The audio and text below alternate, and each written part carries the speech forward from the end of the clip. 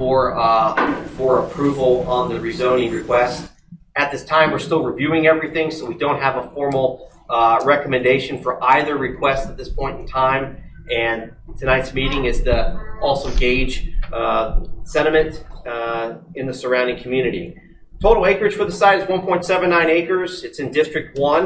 And of course, the proposed use is continued operation of a dance studio, and we presume the karate school as well next to it.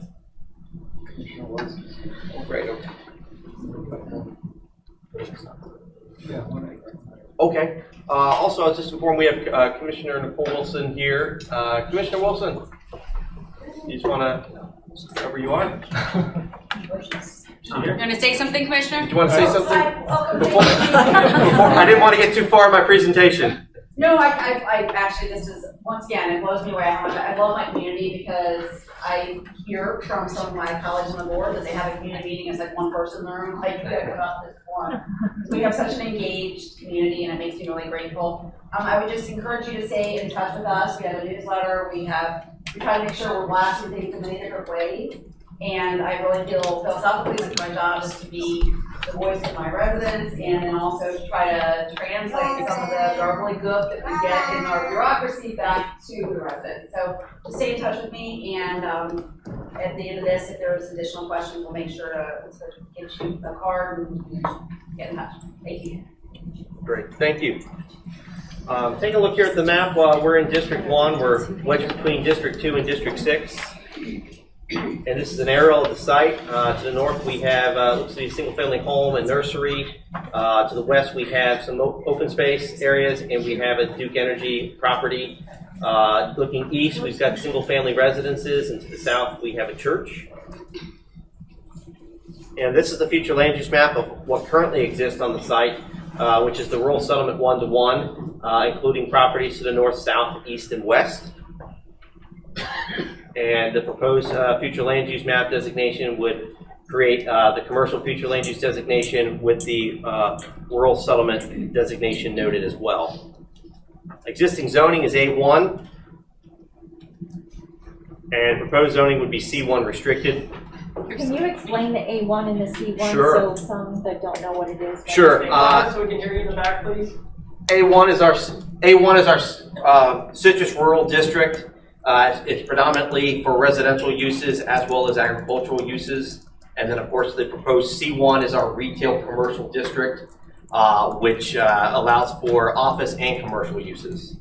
So when you say it will go from, rural to C, commercial rural settlement, does that mean it stays that way, commercial rural settlement? Does it always carry the RS, or does it just flip over to commercial at that point if everything passes? We like to put the RS next to it. That way, it's not going to be taken out from the rural settlement, but it's an acronym we like to put next to it, just so when someone sees it on a map, that it will see that it's rural settlement. Does the zoning designation A1 provide for the building of warehouses and dance studios?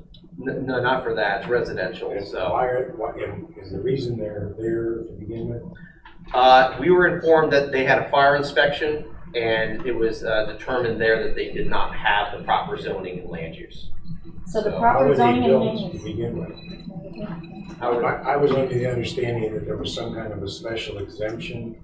No, So they have no special exemption to be there as a warehouse as it is now. it was an oversight that An oversight. they were looking at. I wasn't here at the time. Right, I'm curious. Yeah. I'm just wondering what that. Yeah, I don't know the exact So they do history. not meet the current zoning. No. Or future land use. So how are they allowed to run it as a business without having the proper things in place? That's kind of why we're here. That's why we're here. They identified that the county through a fire inspection recognized that they did not have the proper zoning or land use. Was that the first fire inspection you've done in 20 years? I'm just curious.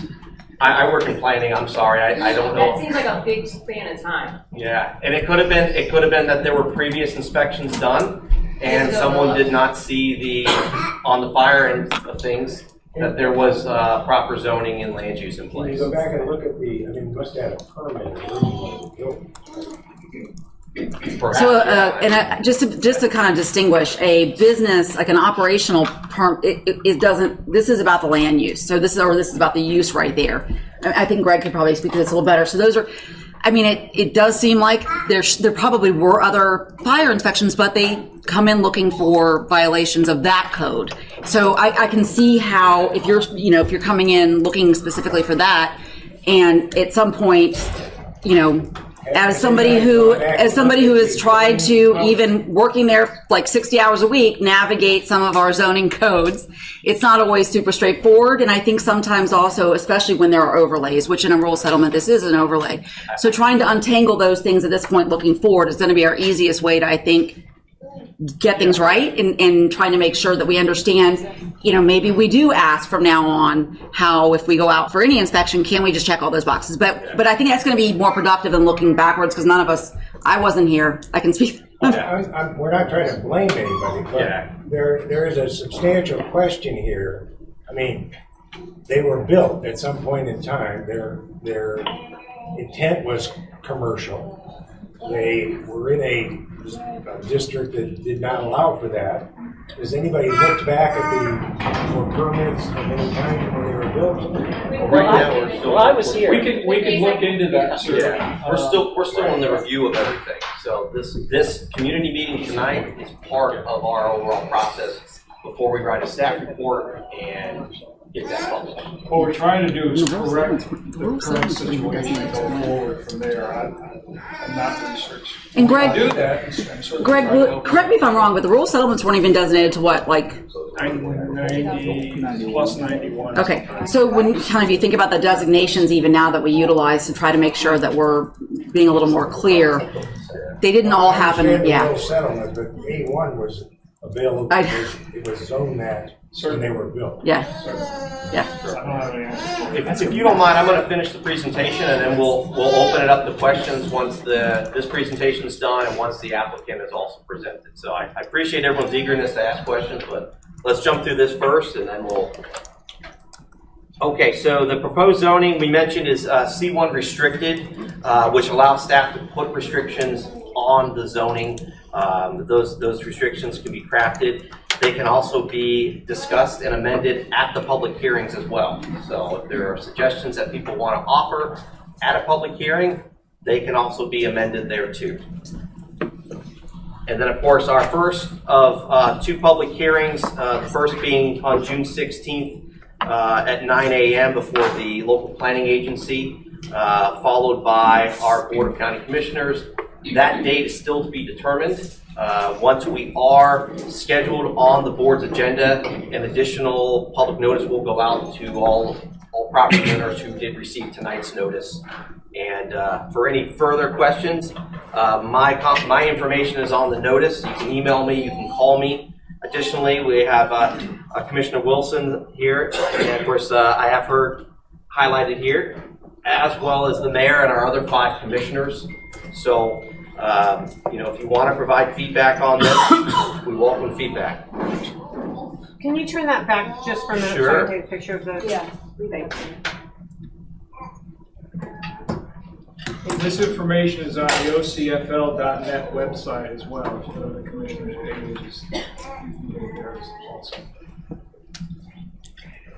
You want to jump in? Yeah. All right. Yeah.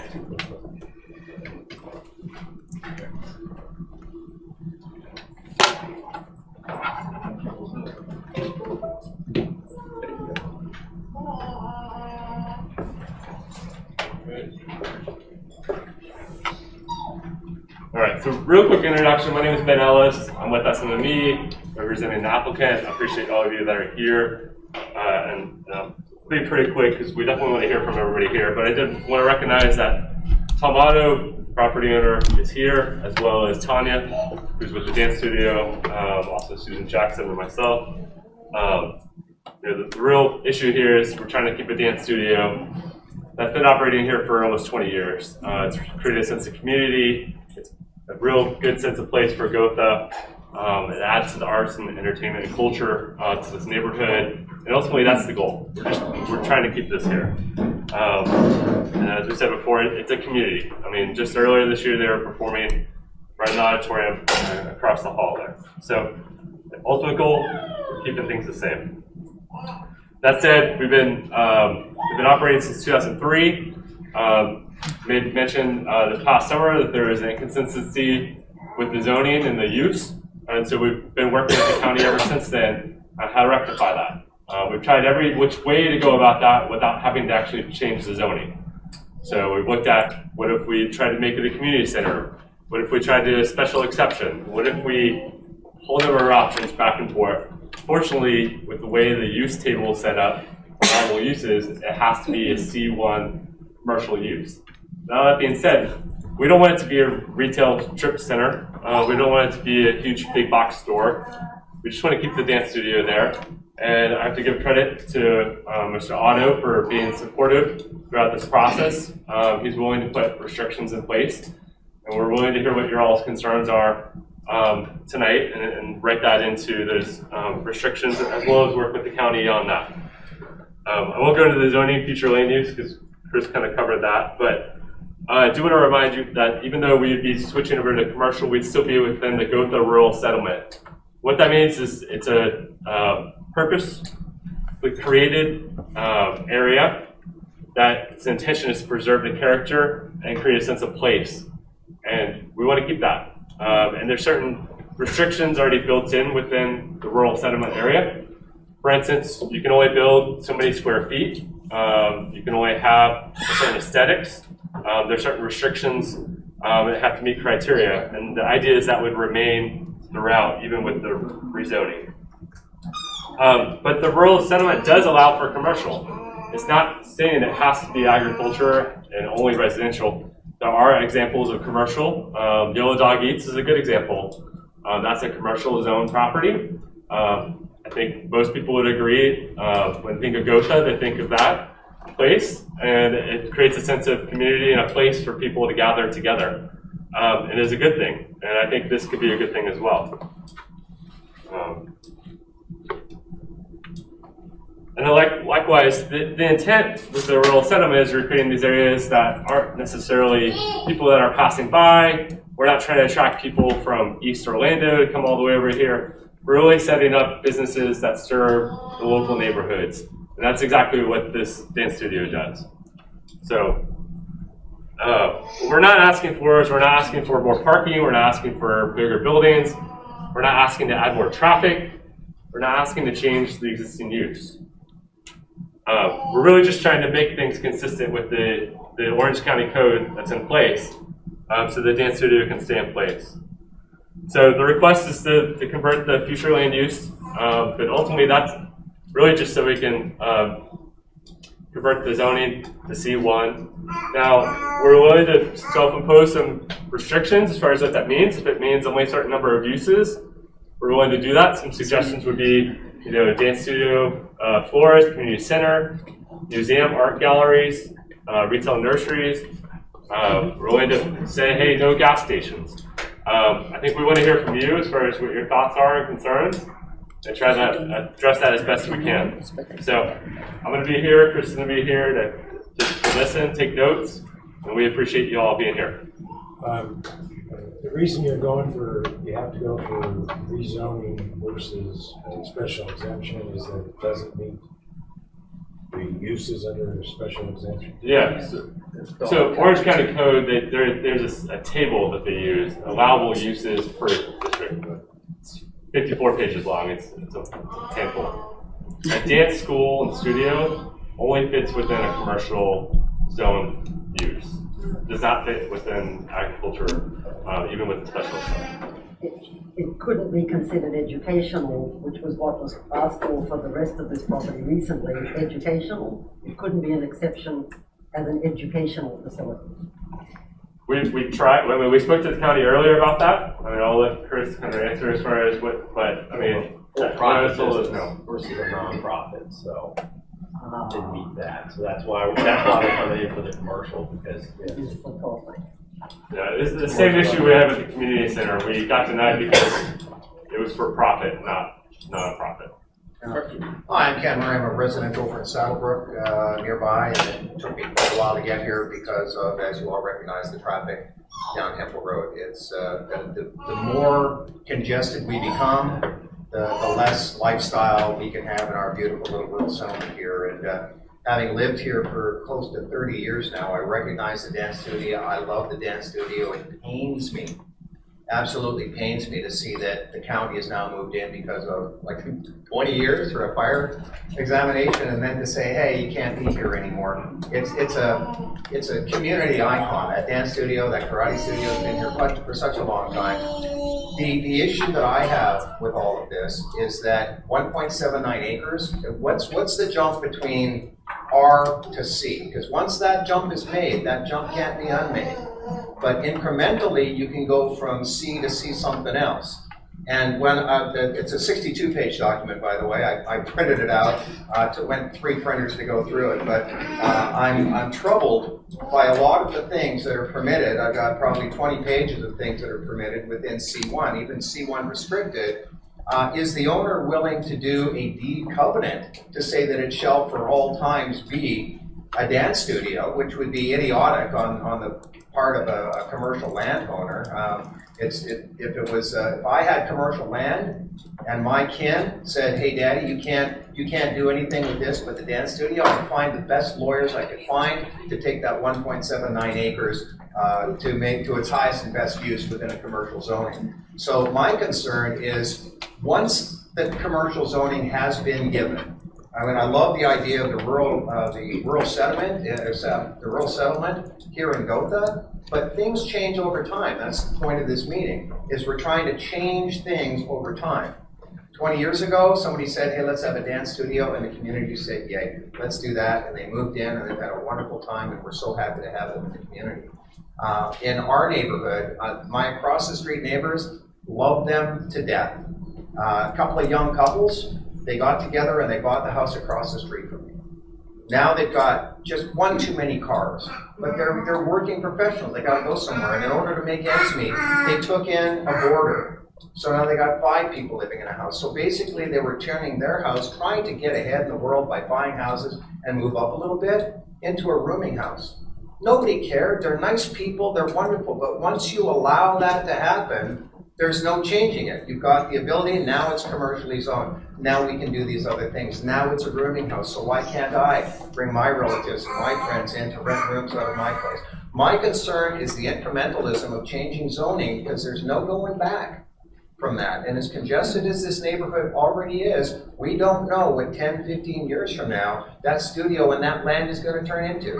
Commercial zoning is commercial zoning. And although we can put restrictions on it, we can be at a meeting like this again 6 years from now, them trying to change those restrictions that they had, because over time, things change. My huge concern is going residential to commercial, because over time, you can't take that back. Thank you for your time. Yeah, I appreciate everything he said, and I second that. My daughter actually goes to the school. She's in karate right now. Unfortunately, I'd happily drive her 10 miles away or 10 minutes away to, go someplace that's not across the street from where I live. That's my concern. Our neighborhood is, we're across the street. And this opening the door to these potential changes, and I think you said that at a commissioner meeting or at some meeting, you can kind of adjust these. If somebody has a different idea at some point, hey, we should allow this, these special restrictions are really, it seems kind of loose and can be decided upon, pretty quickly and easily. That's my biggest concern, just being a property owner literally across the street. And Ray here, he lives literally across the street from it. I mean, just stares at it. I love the studio. I love the people. It's been here forever. It was here, before I bought my house. It's just opening that door that's a huge concern. And I really, as much as I'd like it to stay, I have a really hard time saying, from protecting my own property and our whole communities, let's begin opening the door and that Pandora's box, or who knows where we go with it. Let me offer some clarification there. Yeah. So when I mentioned at the community public hearing that they could add to the restrictions. So let's just say we had 5 restrictions that staff put together and put out there in the staff report. let's say there was a discussion among the commissioners with the community showing up and providing feedback like you're doing this evening. If there was a discussion to add, let's say, a sixth restriction or a topic of specific concern, let's say it's landscaping, they can add an additional restriction there. So the process is transparent, it's fluid, and there's flexibility there for people who have concerns about an application to say, oh great, there's 5 restrictions. I wish there was also this issue to be addressed. Well, the public hearing affords that opportunity Yeah, for that to happen. I hear you, but it's a big jump to do this jump Sure. to commercial. Right, It's a and you minor. can see, I mean, this building has been here, you can't tell me when what the zoning was when it was built. I mean, it was the same. You can see that the county has not, for the past 20 years, enforced what they were supposed to be doing on the building originally. What's to make me think that, those restrictions are gonna be enforced in the future? I mean, that's pretty simple. Yeah. They've gotten away with it for 20 years. That's the problem with those zoning changes and special exemptions. People just push the limit as much as they can. I mean, we're adamant. Who was up first? I want to try. She was. Yep. Okay. My name's Stephanie Bowman. I live here in the community as well. 18 years ago, when I found Ready, Set, Dance, my daughters had 16 cousins that were all getting in trouble. And my daughters were ready to go right along that line, and we found Ready, Set, Dance. And not only did we find Ready, Set, Dance, but we found that with the dance studio, it became a family to us. And with the other dancers, with the competition team, with the other mothers, my daughters now are 24 and 29 years old, and they're very much productive members of society, very much involved in the community where, again, their cousins are in and out of jails, in different places. So I share that part of it because it saved our family. Tanya and the families at Ready, Set, Dance literally saved the lives of not only my daughters, but many other people. I have a nonprofit organization also, and Ready, Set, Dance has been a very big part of it. So they help us to collect Christmas presents for hundreds of children that are in shelters, and help us do a lot of other things in the community where the competition team and some of the other students are a part of that giving back in the community as well. So I just wanted to share that now I know a lot of other middle school, high school girls that, again, it literally, having a place to go, it's right here in the community, has really, it's been life-changing to them. Got it.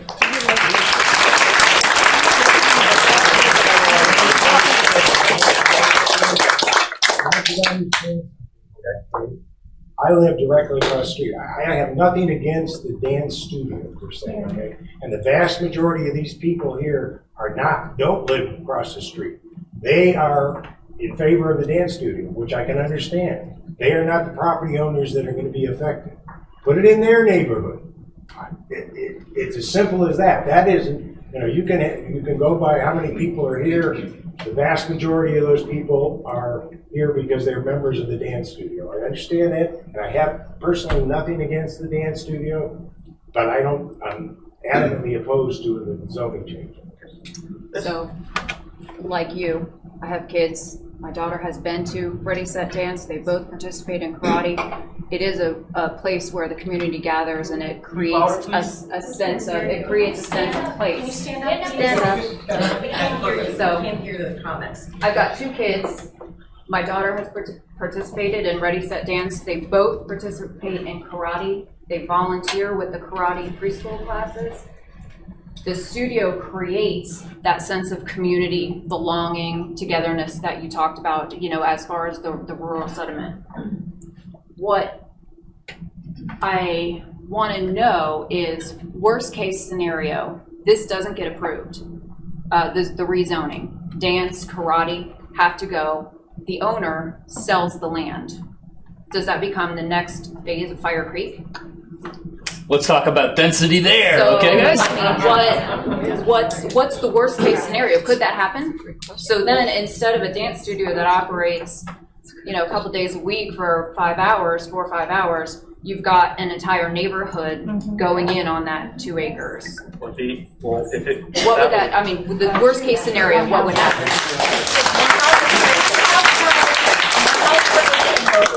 No, not Fire Creek. That Fire Creek is 10 feet from my property, so that is not meet the true. requirements. No, It does. that's not an acre. No, it doesn't. It's They not altered an it. acre. Each So- lot's less than a third of an acre, it's like Yep. 0.26 for tiny Folks, lots. Right, but what I want to know is, with using Fire Creek as a current example, can a development like that go in on that property should the owner choose to sell to a developer if these businesses have to be removed? So the answer to your question is that if they don't get approved for the rezoning and the land use, they wouldn't be able to continue their operation. The property under the future land use allows for 1 dwelling unit per 1 acre. They've got 1.79, so they could do 1 home on that property. Well, But Which would correct, be that was Fire rezoned Creek before you guys just yeah. rezoned that too, right? Because that was 1 that was per acre. rezoned. So that could be a gas station where people are coming and going, and there's gonna be more traffic on that. No, road it- after Fire What I'm trying to tell you is that It could be 5 houses if you go on the Fire Creek. If you go on the property. No, There's not a, are you gonna we widen showed the it on the road? future land use. Everything to the north, south, east, and west was all RS 1 to 1. But that's what I actually wanted to talk about. You didn't respond to me earlier, which was that map you showed was all green. Yep, that's the rural settlement 1 to 1 Okay. designation. Then help me out with Duke sitting there with all those commercial trucks on that property. How's that residential? That's I guess a transmission center, utilities. That's a hard hat zone out there. So again, that's not residential. So kind of, I question the politics of this is what I'm saying. You're talking about something that's been here longer than most of the residents in Gotha, with a few exceptions, with due respect. Yeah. Most of the residents haven't been here 20 years. It's kind of like moving next to the airport and then complaining about the planes. Duke Energy's been there since day 1. Those trucks are coming in and out of here all the time. Why aren't we discussing that? Well, if you can figure out to take down Duke Energy, I'm not. This is not, look, you get into the utilities and it's a whole nother community meeting, and we can do it sometimes, 'cause I like putting them in the hot But it's the seat, same but that's zoning not- question. I mean, it's a zoning question, It's fair not for though, once, it's for not, everyone. it's not for utilities. That's what I'm telling you, is it's not for utilities, it's a totally Yeah. different zoning. But if there are other uses in A1, for instance, you could have a fertilizer company come in and have a facility right there and already be zoned for it, as it is right now. That is a big, You can that also would be have a well. school. Yeah. You can have a school. So that's, so, With the special exceptions. so I'm Susan, I'm the one that's in the karate school, and we've been there 30 years. And this was Central Florida Community School, back in 1993. And they were moving out and looked for a tenant, and I had the fire marshal, we did everything right. I thought we did have a special exemption, but obviously maybe we don't, but I thought we did. And that's something to look at as well. But it has been here a long time. It's had impact on thousands and thousands and thousands of people. And our family is really dance and karate and the folks that are there. And it's zoned as a school. And Tanya runs, I mean, what I've read said you could have a school there, and there was a school there when I got there. So we're a karate school. I have a business occupancy for a karate school. And she's a dance school. Now, that would mean under a special exemption. That'd be a business. It's a commercial, I don't know if it's a commercial business, or running a karate school, and that's why we're here going from. Crenshaw is a school, they're a church and a school, and they're for profit. Yes. So how do they get in? And that was going to be allowed as an exception. No, Crenshaw has a school there. There's a school off of Crenshaw in that church building. They operate under a special exemption. Yeah, but that would be a school. Yeah, that'd be a school attached. It's a school that's attached to the church. So you Can go you say to that church, again? right? Can you worship on Sunday mornings? Would you repeat your response to that? I didn't hear that. I said what's likely the scenario is for that is that you have the school and you have the school attached to the church. But the one that they were going for just a couple of weeks ago had nothing to do with the church. They were a private school that was supposedly could get a I special think there's a exemption. difference between a private school that's teaching, K through 12 or K through 8, and a dance school that's a business. So that's the distinction here, is that we can call it a school, we can call it a studio, but if it's a business that's teaching classes, karate classes or dance classes, it's still a business. So If I could just comment, what I'm hearing from the general conversations here, you're not necessarily opposed to the current operation of the dance studio. The worry is that if the land use changes to commercial, it'll open the doors for other things potentially. We can put restrictions, as we've mentioned, on the property, and can confine it to very specific uses. And who's going to enforce that? We have a code enforcement office in the county. Obviously has let it go And for that 20 years. code enforcement Let's be office respectful, everyone covers finish their the entire county. And I think, as you all know, there's a lot going on. The main code enforcement, or the most common code enforcement office that we have, is y'all. When neighbors point out there's something amiss, then we can send the pros in to check it out and make sure everything's copacetic, or result in a land use change. Because you don't want government tiptoeing in your backyard, I promise you that. So we just really a lot of times rely on people making sure that things are compatible. Well, planning's not out there when the fire code goes in to check the sprinklers and stuff. So, the way that it went about, unfortunately, it went under the radar in this one. But so can I ask a question? Let me ask a question here. Would the concern with the floodgates opening up for commercial uses, would everyone be, if you had your choice of restrictions, would it be to just restrict it to the karate school and the dance school and nothing else? Would a range of uses, a specified list of C1 uses, give comfort to concerns that you all might have in terms of more intense uses coming in? No, I think once you flip it to commercial, if we look at what's going on in the economy right now, really tough times are coming. They're not here yet, but they're coming. So what happens when the dance studio is no longer lucrative and they say, you know what, we've got to sell this because we've got to keep our houses and we need extra money. So what happens when they sell that commercial property and someone else comes in and comes back and petitions you to do something different? Many people live in Gotha because how unique it is. Small lakes. Yellow Dog came in, and Yellow Dog worked with us for over a year and a half trying to meet in the middle with fish. And his family owned that property, his mother, I believe. So that has a very long history of working it out. If it flips to commercial, and at some point it's sold, we'll be back at this table again. Gotha is very small. People move here for a very specific reason. We love the trees. We love seeing kids ride horses down the road to the school. We love where we live and how we live, the quality of our life. And flipping that to commercial changes the quality of our lives. And I looked at the taxes on this building. They pay $13,000 a year for a commercial property. I have homes in my neighborhood that pay $10,000 a year for a house. And this has been a business running paying $13,000 for taxes. It just seems there's a lot of unjust going on. And I just think the bigger something gets, the less control you have over it. For me, it increases the quality of life because I'm a resident of Gotha and my daughters go, and I can identify totally with the confidence that my daughter has, the growth that she's gone through, and the sense of community. By allowing it to be here, it expands the community. It expands. It's one of the reasons we stay in Gotha. I'm a resident of Gotha. I'm zoned day one.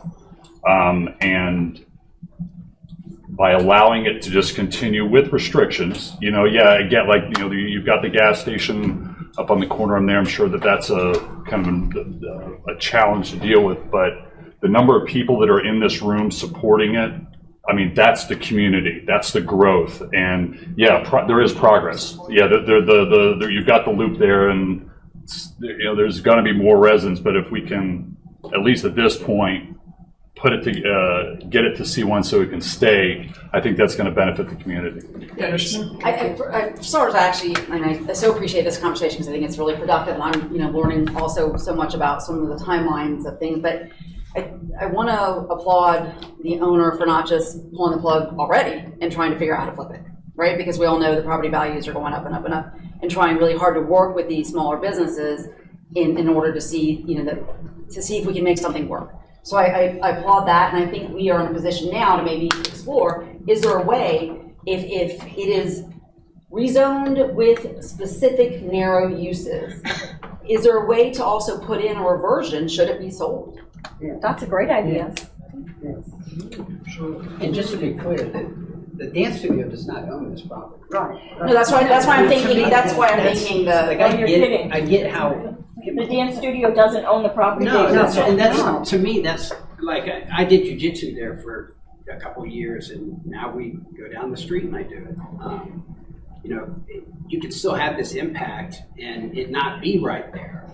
They don't even own it. I don't even know what the lease terms are like, and could they be out next year? Just after all this we went through. I mean, yes. And to me, that's why I wanted to make sure that I was. I mean, again, I love the dance studio. I really do. I just living across the street, it being commercial is a big concern. I don't recall that happening, Commissioner, but it's a creative thought. Let's not rule it out. It could very well be. Yes, ma'am. Hi, I'm Carol Shanine, and I was an original resident of Saddlebrook in 1996, but I've lived in Orange County my entire life, which is a lot of years now.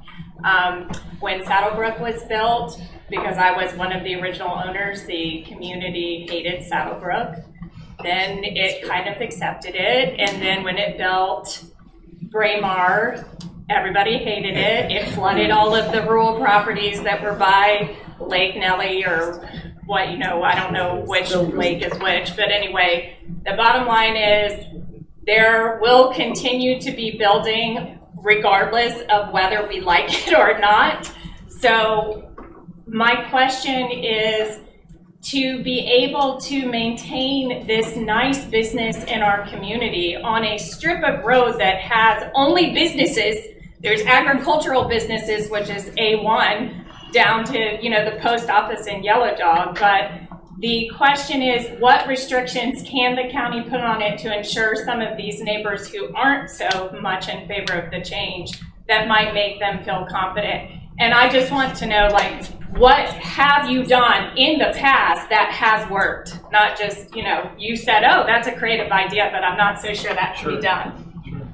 Thank you. We routinely put restrictions not just on uses, but screening around the property lines, setbacks, hours of operation, billboards. There's a variety of things. So that's very possible. We get down into the uses too. Yeah. We can say C1 uses, however, the following are prohibited. I mean, there's various ways that we can craft a restriction as it pertains to uses. You haven't done a very good job so far. I mean, all those signs that are in front of there, theoretically, those should have had a permit. They obviously aren't permitted because they've grown over the years. There was a little sign there, all of a sudden they got a bigger sign. Yeah. The county is not doing the greatest job in the world of.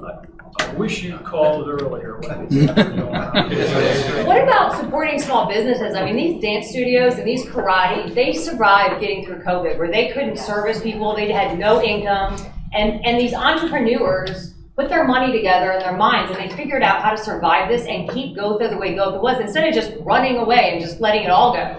So they finally survived it, and now we're going to pull the rug out from underneath them and say, hey, who cares if you're a small business owner or not? Can we have some restrictions that keep small business owners in there?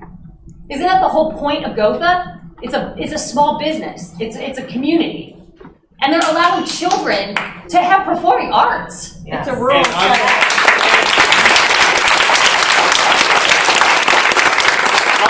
On that same note, those businesses, those schools, studios, whatever we want to call them, while not bringing in an income, continue to find creative ways, online classes, activities. They continue to support the community and their students, even though they were taking no income at that time. And to help those kids through isolation. Exactly. Yep. And I would like to recognize Tom Otto, because he worked with Tanya and I to make sure that could happen. So you're asking, what's the owner going to do? We've been there a long time, I mean, has anybody lived in a house for 30 years? That just doesn't happen much anymore. So I would like to recognize Tom because he worked with us to make sure we could stay open. So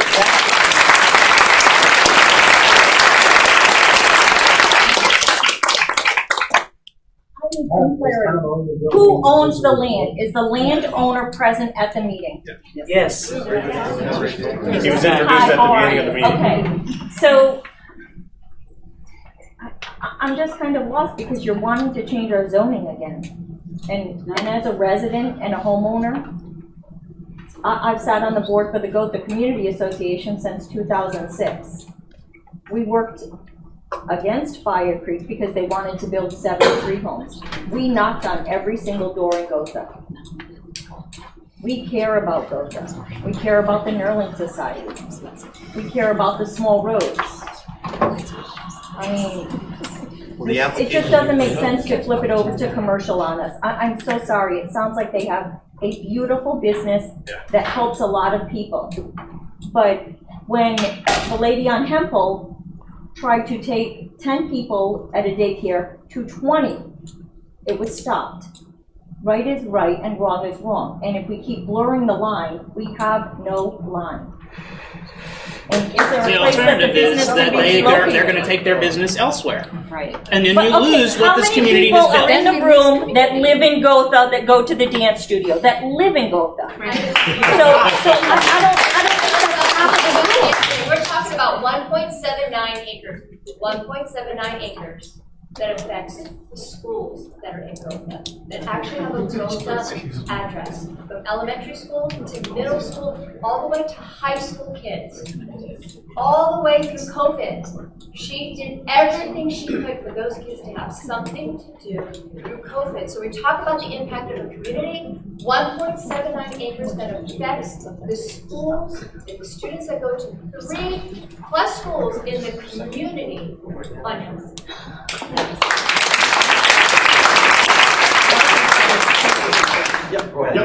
Dave Harris, I'm the president of Braemar, the residential community slightly to the north of the dance studio.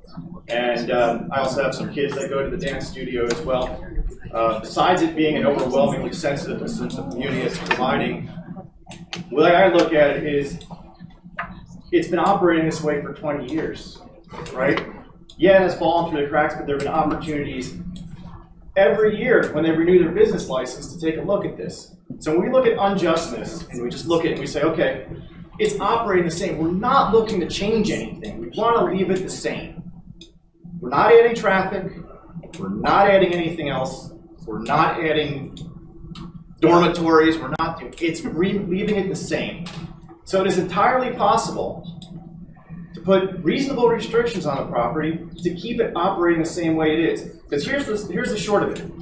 We're here now at a meeting and we're deciding very limited use. We're putting a dance studio and a karate studio. This is what we want to put there. If we decide that we don't want to do this and they sell the property, you can sure as hell bet the next property owner is going to be having another meeting and going to be changing the zoning again for something different, something we don't have control over, like a gas station or a 7-Eleven or something like that. This is a known Or 20 housing community.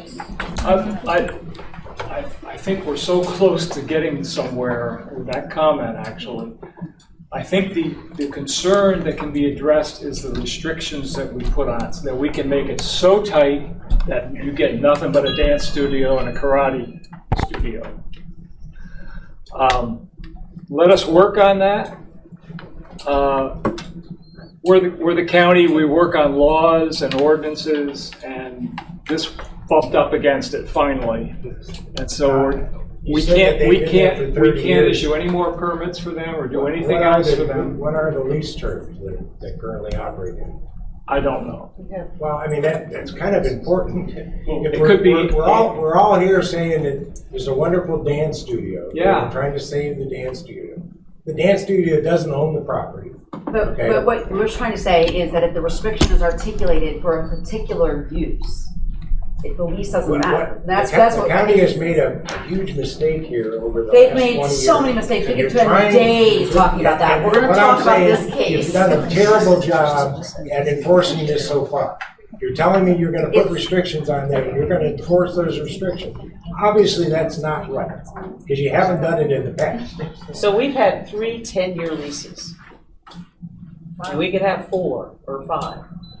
I'm getting old, but this guy's gonna run a karate school there for a long time.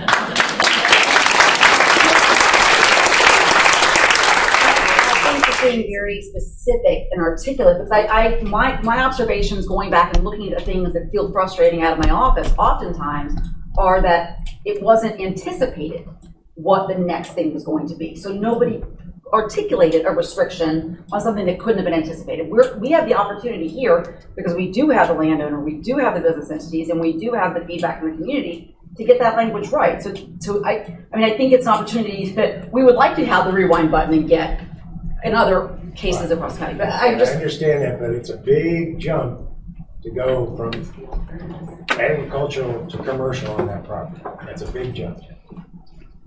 Is the process any different to go to commercial as it is to change the restrictions? Like, is it the same? We'd be doing the same thing again. We'd be here. Be the exact same process. Same group, same thoughts. And I'll tell you, Chris and I work around the county. You don't want to go to Gotha with a new idea. You guys are just tough. Yeah, but that's... You maybe lost something on Fire Creek, but they gave up a lot to get that done. And it was tough. And if we put a certain restriction on and someone did try to come back, they're going to go through the same process. But staff would then have our analysis from this case. And we'd say, well, no, we restricted it, and here's why we restricted it. Yeah, and the community's against changing the restrictions. So you have momentum on your side in terms of like what you work with on the county in terms of the restrictions. And then you have that transparent process with the public hearings if someone did try to come in. Plus you have a very active group here. I mean, this could have easily been a meeting we showed up and there's 5 people. Yeah, and, I people. know that our staff that's here knows this, and probably some of the other people that are a little more engaged, but every time there's ever been any sense of an alteration to the rural settlement protections and designations, I'm the one on the board that makes the hugest stink and goes back and makes Greg explain to me again, even though it's District 2, why, because I don't think that when those overlays happen, that it, what was there wasn't always necessarily what we would have, but the overlay's there now. So looking into the future and figuring out how to make sure the intent of those rural settlement designations and protections are kept, I take it very seriously. And I think it's something that, moving forward, I think we've had many conversations about this, that if this was a specific use here, but if we're going under the fear of what it's opening, I would say that looking under agriculture for some of the uses that you also feel like might be incompatible is something you can play out in your head, right? Like, so the fertilizer operation, it could become a fertilizer operation. And I'm not saying that would happen, I don't know, but it would be permissible under the current zoning. So, it's not ideal. I think we wish this had all been resolved, and whoever missed it, but getting people to where they need to be to make sure that you're protected, your rural settlement's protected, and also that we're not losing what I think is an asset in the community. And I think that's where we are, but I think honing in on that language is going to be...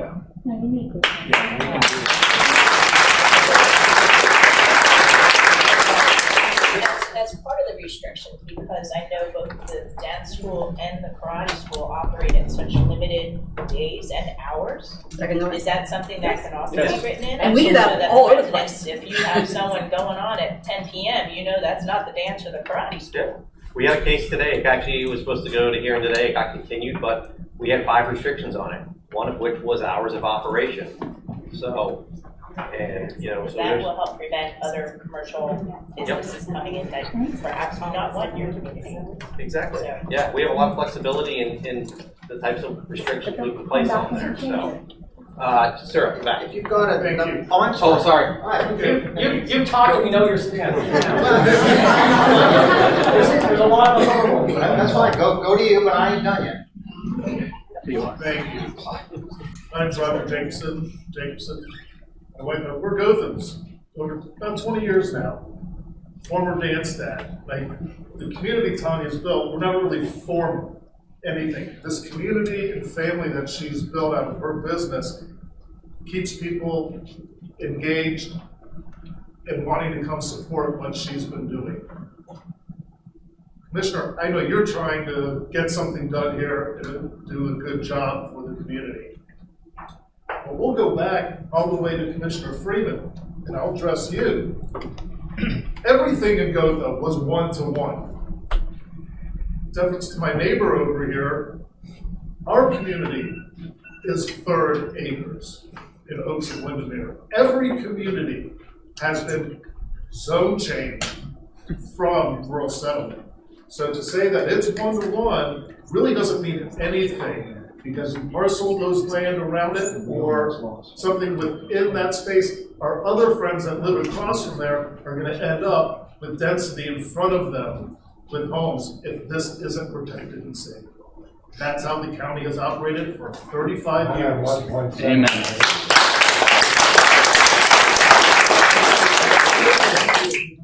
Space, when those get parceled together, we'll have something different then. So I'll just add, you guys have the opportunity to do the right thing for the community. We moved to Gotha because of Thornbrook. We moved to Gotha because of Ready Set Dance. Our 20-year-old told us last night, Mom, it was great. Dad, it was great. Amazing life lessons that I had when I was at Ready Set Dance. Do the right thing. Yeah.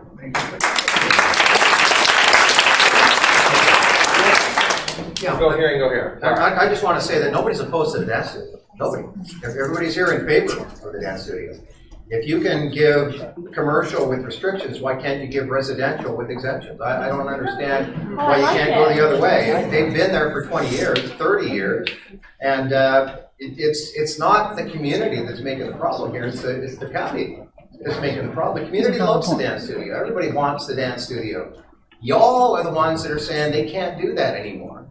But if you open that door, residential to commercial, with all deference to everybody, you're the landowner, sir, and someday you're going to want to offload that land. And it's that simple. Yeah, it's that simple, and I hope you make a pile of money off it. But just not to with all of the things that I can see in this, and it is a gettable document. When you start looking at all of this, once you change it to commercial, the restrictions that you put on it can get whittled away piece by piece, and we won't all be here this time. There's a lot of emotional energy in the room in favor of the dance studio. I'd say at least a half of the people here are here pro-dance studio because you got kids there. Good for you. Thank God that we have an engaged community.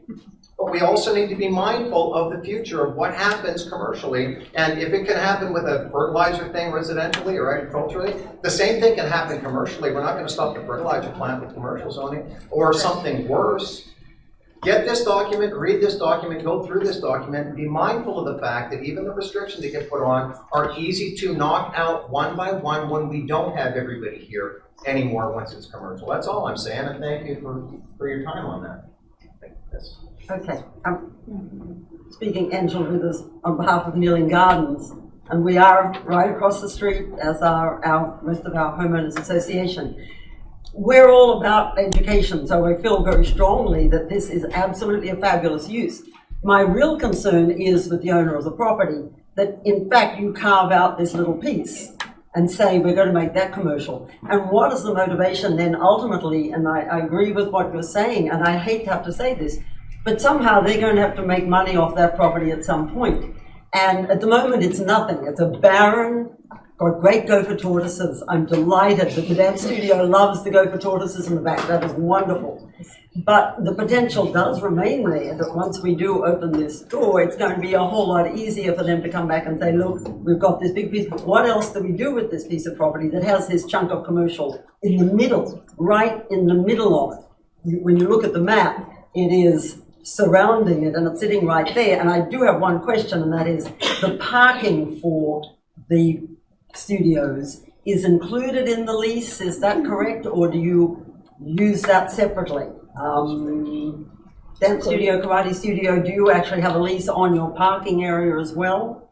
It's just part of it. It's not specific. It's just, this is what we use it for. That's what you use it for. So you're allowed to use it by the property owner. Is that correct? Yeah, we don't get involved in the parking agreement, but they have standards they have to follow. Okay, so that, as we've all been saying, it is a huge worry because we know they have right to make money off their property too. What are they going to come back and say at some point when the dance studio and the karate studio are gone? Oh, look, we've already got this commercial. Yes, it's got restrictions, but can't we just expand it this way? It is, I think, a real consideration. There's got to be some way, some other way that we can allow this continued usage without an actual zoning change. Short of them all becoming non-profits.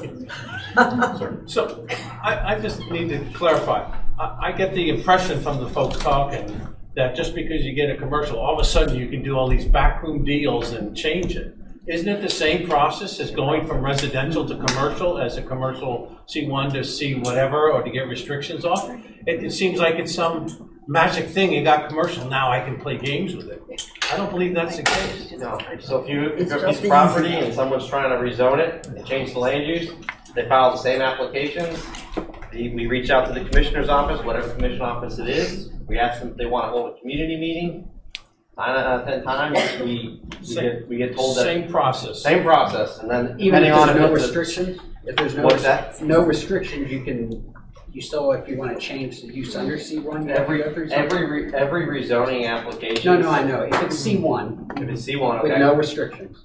Okay. Anything in that umbrella could be done, right? Yeah, having to go through this. Without, Yeah. So Right. yeah, Anything so within carving it. out these restrictions is very important. Yeah, So that's why we have put that. the restrictions in, but however it's written, you can't just change it, because now it's commercial property. You still have to come back and get approval for it. Sure. So everyone still gets a chance to say, hey, I don't like that, or, we're good for that, or not good for that, just as the same as you're doing from your residential to commercial. Same process. Could I add one? Hold on. Property owners will be notified. There will be public hearings, community meetings. There's no difference in the process. I feel like there's some hanky-panky goes on. If you get commercial, all of a sudden now you can do all kinds of things with it. I guess I had one follow-up question to that I didn't quite finish, because I really see both sides of this, and I'm really, really torn because I care so much about Gotha. But the trick is, so if we were to turn this down and say dance studios, what can the owner do with those buildings?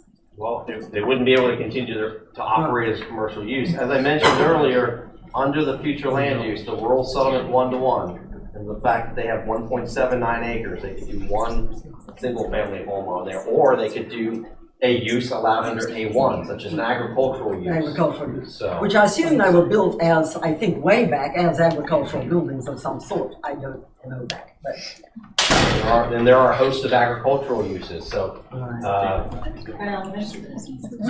course they can do that. So, or it could be a Talk school. about traffic. yeah. Talk about traffic on that road, it's on car wrecks. I'll go back. Just to clarify, Hold on, I'm going in first. If Hold on. it was a not-for-profit, it could operate there? What's that? Under this current zoning, if it was not-for-profit, it could operate there? Is that what I heard? Which type of use are you referring to? What it's currently being used as, if it was a 501c3, it could operate there? No, it's the use that we're regulating, not the corporation. Yeah. So I thought that's why the essential schools. It's the use, yeah. So, Because they're not for profit? No, it was a school, but because it's an academic school. I think, is that the difference? It was an They're trying to academic distinguish school. this The from reason Crenshaw. Crenshaw was allowed to go for the exemption is that it's an academic school rather than an arts school. Because these are arts. I have to look at that. Is that something we could find out? Sure. As to why Crenshaw, that school, which I think is for a for-profit school, the Crenshaw school that applied on the adjoining, on their same property, why that was an allowed exception. Why was the Crenshaw school expansion an allowed exception?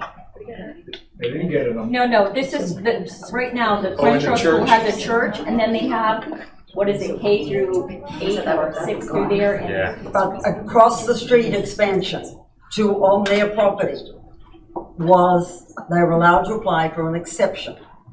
But I as don't an think it was education. issued. It wasn't an issue. It was It denied. wasn't issue, but they met the requirements. Because it was a when religious they were institution. under the I was zoning gonna say, I requirement. was at that, I mean, they made a different decision as to why that didn't go through. It wasn't because of what we're discussing. Yeah, it's not applicable in this. It's special exception, explain why the special exception was rezoning. Because it's religious institution versus a commercial use, right? So the fact that it's a religious But institution. it wasn't a religious institution. Right, it was through a church. They called it a religious institution. No, You're it was talking not about through the Crenshaw. church. It was not through the church. Crenshaw. Crenshaw School, they leased the church property. So I'm a little confused on how that was an allowed use, but they could go for exception. I don't know the particulars of it, so I'm not going to give you a definitive answer, but religious institutions get breaks that nobody else gets. They are not. And I did, The they are landowner not. is. Yeah, No, the landowner no, was. this was for their property. The expansion was not. Expansion. That's why. But didn't get passed. That's not the same property. Didn't happen. Yeah, well, they owned it all on the same block of land.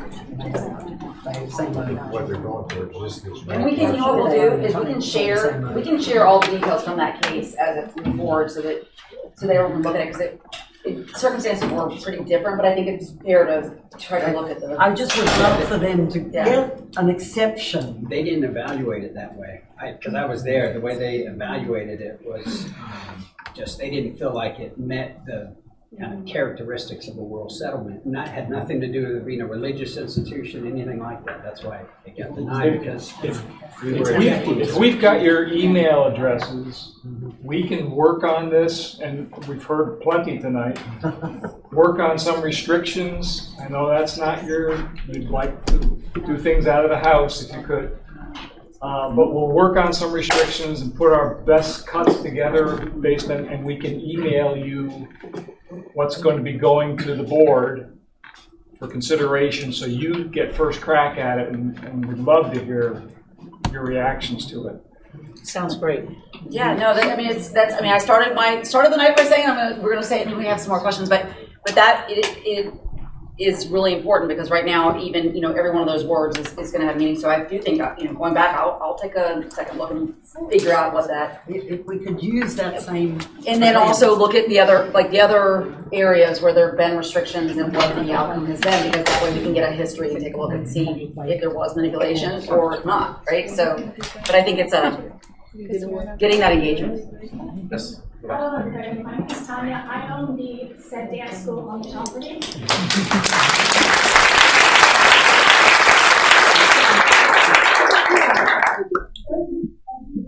It's probably 80% of this room where I hate speaking in public about my issues and do a dance for you.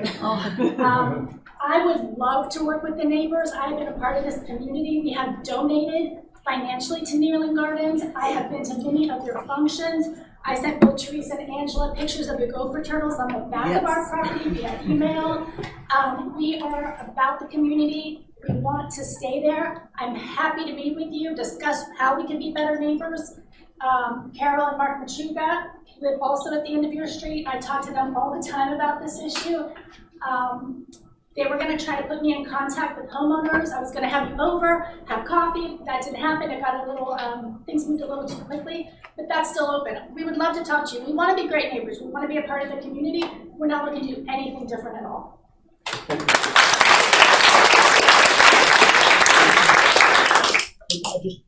I'd like to take a second to kind of tie together the conversation in the room, and I want to tap into a word that you used, which I've heard in different contexts throughout the conversation.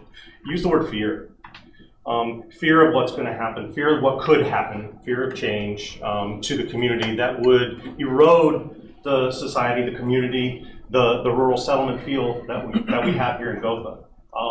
It seems that there's no argument for the use of the property as it's been used. De facto, grandfathered in, whatever we want to think of it as in our minds, it's the impact on the area has been accepted, and it seems that the surest way to guard against change to the way it's been utilized, the way that the community has accepted the use of the area, is to work together to find that way to preserve the current utilization of the land, of the buildings, of the businesses that are there, rather than necessarily being specifically focused on what could happen if it gets designated this way, rather than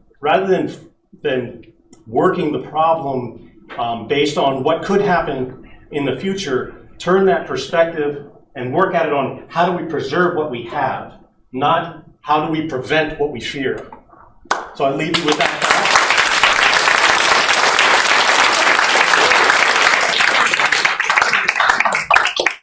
Is there a reason you can't grandfather them in as residential? They have been there. It was your mistake, Orange County's mistake. Why can't they be grandfathered in until those businesses no longer exist? They were there before the rural settlement. Why can't that be done? I mean, I work with Orange County Housing. When they sell their houses and their affordable housing, they put a deed restriction on them that when you sell this house, you're going to sell to a moderate income buyer or the house comes back to us. Why can't you do something like that for them? And keep it residential. It's got to stay residential, but you've got to grandfather them in somehow because they have been there and they have profited the community. Nobody's saying we don't want the dance studio. We just don't want the zoning changed. And they're really doing a lot for the community. And those buildings were probably storage for the orange groves that were up on Gotha Road when the groves were there. They were. So there's just got to be a way to not change the zoning and grandfather them in. And when you grandfather them in, that's what they look at COVID has changed everything. How many people are working out of their houses? And our houses are not zoned for businesses, but we're all doing it. And even Orange County employees were doing it. So why can't we grandfather those specific businesses in? And if the businesses pass to a family member, it stays in the grandfathered rights. And I think, we need to get legal in on this. Yeah, I suspect Legal's going to be in on this a lot of ways. I suspect if it were grandfathered, it would be grandfathered in as a commercial use, because that's the way it sounds like. That's the way it's always operated. But you'll check with the attorney's office to see if it could be reverted to A1, right? If somebody were to sell. If it gets sold in the same restriction, it reverts back. Ask about a reversion. So I think you rephrased the same thing I was saying about the reversion, like the reversion idea that, I think it's the same. And you can use the email list to let everybody know what the results of that conversation would be. Yeah. You're asking for some stuff that we can't answer tonight. Under county laws for land use that are applied across, you can't just open a hamburger joint in the back of your house and expect it to fly. This is not that, but it's not far removed technically. But we can perhaps.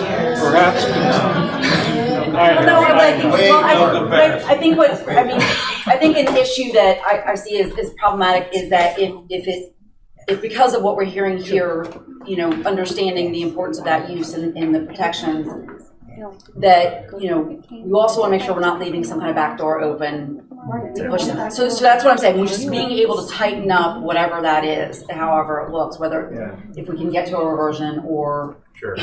We very much appreciate your concerns on this. Yeah, but being able to get that. I want to throw one thing out. We have a community. Our first public hearing is scheduled for June 16th. Obviously, there's advertising, there's printing of the staff reports. We want to work with you, particularly to get your feedback on different potential restrictions, to look into the reversion. One idea I was talking to the applicant's rep here was pushing out the first public hearing to possibly July. And that gives us time as staff to look into these things with legal, to work amongst staff, and then to come out to you all. July is vacation time and you won't get this turnout. That's not fair to our residents and to people that want the studio. Wasn't code enforcement going to kick them out by then too? No, we were just talking about that. That is something that if we are scheduling, we will work very. We've been trying really hard to make sure we're. Yeah, I mean, we can look. We'll work with you, but one idea was that way we give ourselves the time to work with you all. And code enforcement, while if someone has a violation on their site and they're going through this process, everything is put on hold to see what the result of the process is. That sounds great. But we can work with you on pushing this out I don't know, I guess you'd have to talk to the owners. Yeah. But one idea was to We can hold even off do a on the poll, June a Google poll 16th on because it. we're under a crunch to do everything, to get the staff report, to get it printed, to get the advertisements out to the Sentinel. So, you know. Will you inform us via email what your recommendation is going to be before that meeting? So about 1 week out, we print the staff reports, and as soon as we have them printed, we get a link, and we can send it out. And on that would be the staff report, the agenda.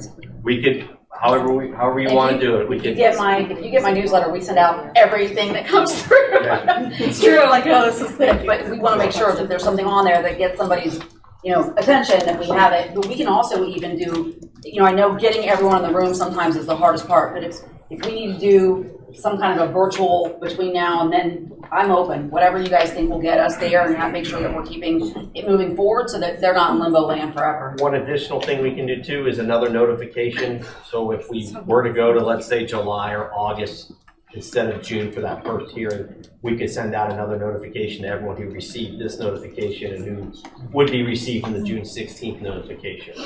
So we do that very regularly. There's Prior to that meeting, I want to see what the final recommendation. Sure. So please leave us your email addresses. We don't know when the final, because we're not going to, we have to. Oh, okay. Yeah. So if this case, who had the question about the timeline? Like, it's not gonna be decided after June 16th. No, that's the first. No. That's the first of 2 public Yeah. hearings. So the first hearing is before the local planning agency. They're a recommending body. So they would make a recommendation of to adopt or not to adopt the land use application. And then they would make a recommendation on whether to approve or deny the rezoning.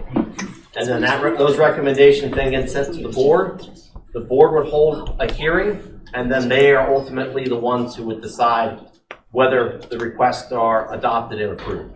So it's an adoption on the land use side, and it's an approval on the rezoning Are side. you proposing to move that meeting to July? June 16th. What we would be looking to do would be just to give everyone time here so that we're not rushed and staff has time, would be to move the first public hearing, the local planning agency hearing. June. To June, yes, June 16th. We could look at July or we could look at August. And then as I mentioned is that if we do move that very first date, we could then look to do another notification to let everyone know that, hey, this is the new hearing before the local planning agency. Now, we will not know the board date right away. The board sets their own agenda. So let's just say hypothetically, we go to the July 21st local planning agency hearing. We would likely go to the board in either August or September. We're at the mercy of them on their agenda. It depends on how many, they do the land use in the afternoons. So it would likely be August or September for that, which would be the final public hearing. So. I have a stack of cards, not playing cards. If you don't get emails from or updates from us or follow us, please stay in touch that way, just in case if there's, I know that the notification sometimes map. I don't know where everyone falls on that, right? But at the very least, if we have you on our list, you'll get all those updates as they come.